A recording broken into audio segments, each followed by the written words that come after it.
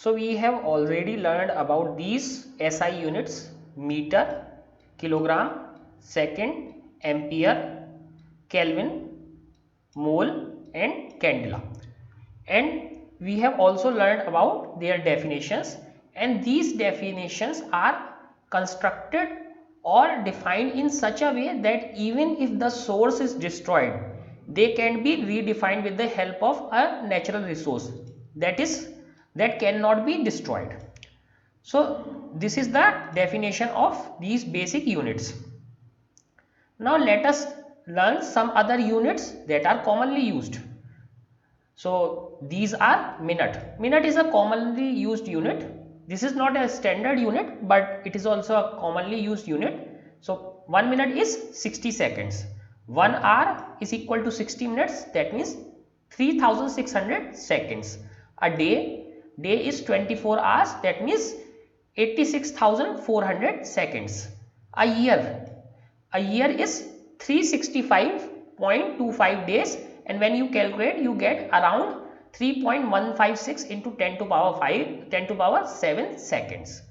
Degree: 1 degree is equal to pi upon 180 radians.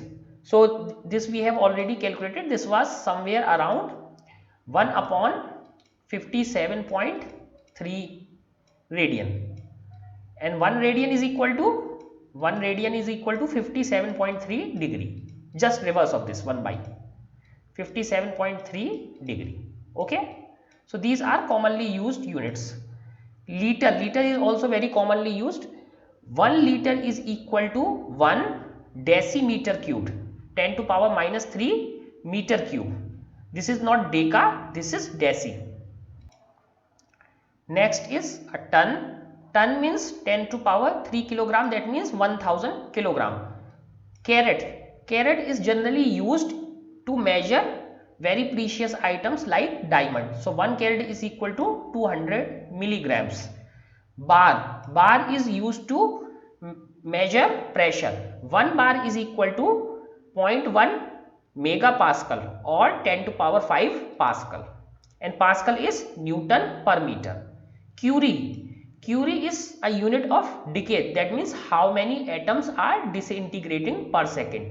So 1 Curie is equal to 3.7 into 10 to power 10 decay per second. So we have not written decay because it is a number, but per second. Roentgen is also a unit.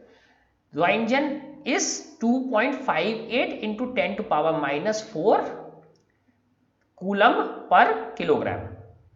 Quintal is also very commonly used, especially in markets. So 1 quintal is equal to 100 kilogram. Barn is very small unit of area. So 1 barn is equal to 100 femtometer square. So femtometer was 10 to power minus 15 meter. Now it is a square, so that means 10 to power 30 into 100, that means 10 to power minus 28 meter square. So it is a unit of area, but very small unit. Air, this is not R, it is air. 1 air is equal to 1 decameter square, that means 10 to power 2 meter square.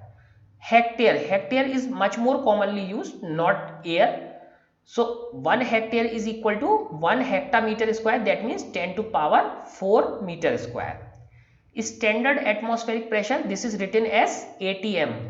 So this is also a very common term. This is equal to 1,1325 pascals, or in short 1.013 into 10 to power 5 pascals. So these are others commonly used units. Now let us see what else is in this chapter. So when we use mole, we must specify the elementary entities. That means we must say that we are talking about 1 mole of carbon atoms or 1 mole of carbon something else, CO2, carbon dioxide gas. We must specify about what we are talking. We are talking about 1 mole oxygen atoms or 1 mole oxygen gas, because what is difference between 1 mole? Oxygen is simply O, oxygen gas is O2. So 1 mole of this oxygen is 16 gram and 1 mole of oxygen gas is 32 gram. So we must specify whether we are talking about atoms or molecules. And what is mole? Mole is just a number. Mole is just a number, and number is 6.02 into 10 to the power 23. So this is a number. What kind of number? Like we have a dozen. So what is the meaning of a dozen? Dozen means 12. 12. So whether we ask for 1 dozen banana, so we will get 12 bananas. If we ask for 1 dozen mango, we will get 12 mangoes. If we ask for 1 dozen apple, we will get 12 apple. So dozen is always 12. Similarly, mole is always 6.02 into 10 to power 23. So whatever the entities are, so this will always be 6.02 into 10 to power 23. But one difference between dozen and mole is that if you see bananas, they can be of different shapes and sizes. Similarly, mangoes can be small or large. But one special or good thing about mole is that all the elementary particles are perfectly same. That means all the oxygen atoms are same, or all the oxygen molecules are perfectly same. So every time when you take 1 mole, the mass of those particles is always same. That means for oxygen atom, that is always 16 gram. For oxygen molecules, that is always 32 gram. For carbon dioxide, that is always 44 grams. So this is very good thing about mole. Now, so we have to define these entities. These entities may be atoms, molecules, ions, electrons, or other elementary particles. So we can define them. Now after this, it is given there that we must read about appendix A6, appendix A 6.1, appendix 6.2 and appendix 6.3. So we have already gone through all these appendix. So different types of things have been discussed, different types of units and prefixes have been discussed in these appendixes. So we have already discussed common SI prefixes and symbols for multiplex and submultipliers are given in appendix A2, that we have already discussed. So all the appendices we have discussed. Now general guidelines for using symbols of physical quantities, chemical elements and nucleus are given in appendix A7. So since we are not concerned about that right now, so we have left this appendix A7, but others appendix we have seen. Now for those SI units and some other units are given in appendix A8 for your guidance and ready reference. But what was the important thing that we have already seen.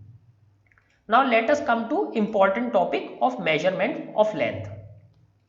So how do we measure length? So we have known how to measure length. For example, a meter scale is used for lengths 10 to power minus 3 meter to 10 to power 2 meter. Again, that means 1 millimeter.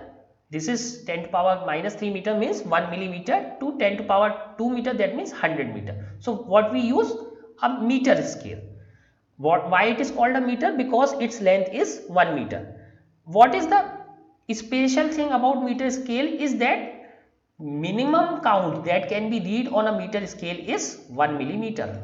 1 millimeter. Okay, that's why the smallest distance we can measure with this meter scale is 1 millimeter. That's why the range is given 10 to power minus 3 meter to 10 to power 2 meter. Now suppose if we want to measure smaller distances, what we will do? So we use different type of tools, highly precise tools. These tools are vernier calipers. This is much more precise than this meter scales.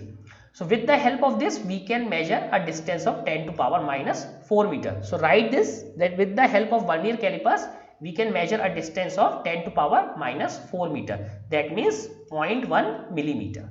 So 10 times less than a meter scale. If we want to need to measure a distance further less than that, so what will we use? We use a tool that is called screw gauge and a spherometer. Spherometer and screw gauge works on same principle, both are very similar. Only thing is that screw gauge measure the thickness of an object, spherometer measure the depth of an object. So these can be used, and these can measure lengths as less as 10 to power minus 5 meter. So very small length can be measured, 0.01 millimeter. So very small length can be measured with the help of screw gauge or spherometer. Now to measure lengths beyond these ranges, we make use of some special indirect methods, so that we are not going to discuss in this course, but up to this length and this length we can measure with vernier calipers and screw gauge.